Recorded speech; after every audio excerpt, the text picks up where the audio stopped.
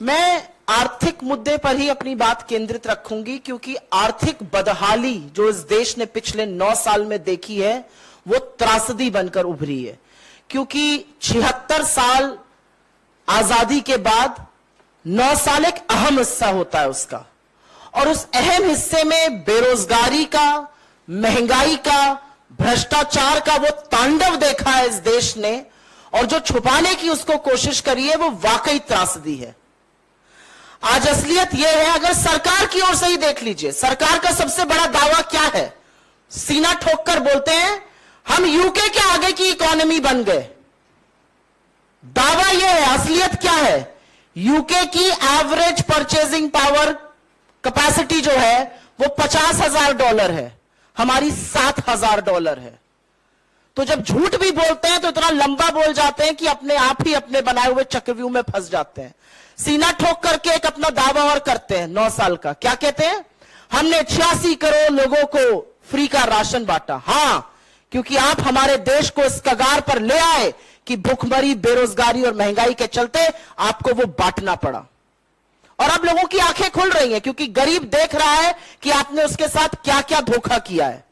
लेकिन अगर निष्पक्ष तरीके से एक बात देख ली जाए तो जिस प्रधानमंत्री ने 9 साल पहले आज के दिन प्रधानमंत्री बनने से पहले कहा था मैं 2 करोड़ रोजगार साल के दूंगा, अभी तक तो 19 करोड़ रोजगार बन जाने चाहिए थे, उस प्रधानमंत्री को 71,000 वो चिट्ठियां बांटनी पड़ती है जो डाकिया घर लेकर जाता था। कहां 19 करोड़ रोजगार बनाने थे और कहां 71,000 चिट्ठियां बांट रहे हैं। यह असलियत है इस सरकार की। इस सरकार की यह असलियत है कि कोरोना का एक भी केस आने से पहले इस देश की अर्थव्यवस्था 8.2% से गिरकर 4.1% पर हो गई थी और 45 साल की सबसे ज्यादा बेरोजगारी थी। इस सरकार की यह असलियत है कि इनकी नाक के नीचे से, क्या वो ललित मोदी हो, क्या वो नीरव मोदी हो, क्या वो मेहुल चोकसी हो, क्या वो विजय माल्या हो, करोड़ों का चूना लगाकर पैसा लेकर इस देश का भाग गए और यह सरकार कुछ नहीं कर पाई, आज भी हाथ पर हाथ धरे बैठी है। इस सरकार के भ्रष्टाचार का यह आलम है कि 11 लाख करोड़ बट्टे खाते में अमीर आदमियों के लिए डाल दिए गए, लेकिन किसानों के कर्जे माफी पर नाक भौं सिकोड़ने लगते हैं। इनकी असलियत यह है कि 23 करोड़ लोग इस देश में गरीबी की सीमा रेखा के नीचे चले गए, जिन 27 करोड़ लोगों को हमने ऊपर उबारा था 4 से 14 के बीच में। इस सरकार की यह असलियत है कि प्रधानमंत्री बनने से पहले मोदी जी क्या कहते थे? मित्रों, रुपए की साख और प्रधानमंत्री की साख प्रतिष्ठा एक बराबर है। जैसे जैसे रुपया गिरता है प्रधानमंत्री की साख गिरती है। 53 पर रुपया मिला था, आज 83 पर है। कहते हैं हम सबसे सस्ता तेल बुला रहे हैं, ले रहे हैं, खरीद रहे हैं रशिया से। तो महानुभाव, हमारा पेट्रोल और डीजल का दाम सस्ता क्यों नहीं हो रहा? आखिरी बार दाम सस्ता कब हुआ था, यह देश की जनता जानना चाहती है।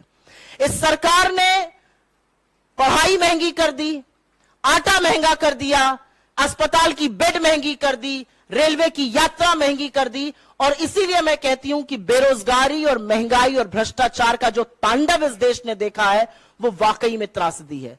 कर्नाटक ने एक संदेश दिया, और वो संदेश भाजपा ना पढ़ना चाहे तो हमारे लिए बहुत अच्छा है, लेकिन संदेश ये है और संदेश बड़ा है, और एक के बाद एक नए नए सर्वे आप लोगों के टीवी चैनल के माध्यम से अब सामने आ रहे हैं। इस देश के सामने मूलतः 3 समस्या है: बेरोजगारी, महंगाई और निरंकुश भ्रष्टाचार। अडानी पर एक शब्द नहीं बोलेंगे। बेरोजगारी की बात करो तो पकौड़ा तलने की हिदायत देंगे, पकौड़ा भी तल लेंगे साहब, लेकिन जो गैस का सिलेंडर 400 पे मिलता था उसको भी आपने 1200 कर दिया है। आटे पर भी आपने जीएसटी लगा दिया है, सरसों के तेल को 90 से 250 पहुंचा दिया है।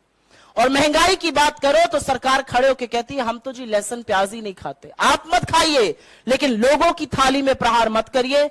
मेरा अपना मानना है इन सब बातों का जवाब मिलना जरूरी है, और 9 साल में बाकी जो जयराम जी ने आपको संस्थाओं के बारे में बताया, जो पवन जी ने आपको माफी की बात करी, बिल्कुल करना चाहिए।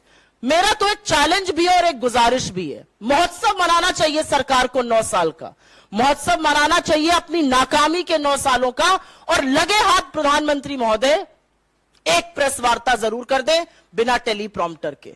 कुछ सवाल ले लें, कुछ सवाल लेकर एक प्रेस वार्ता कर दें तो हम चुप हो जाएंगे, लेकिन वो कर नहीं सकते क्योंकि प्रधानमंत्री सवालों के जवाब से भागते हैं और सवाल दिन ब दिन बढ़ते जा रहे हैं। धन्यवाद।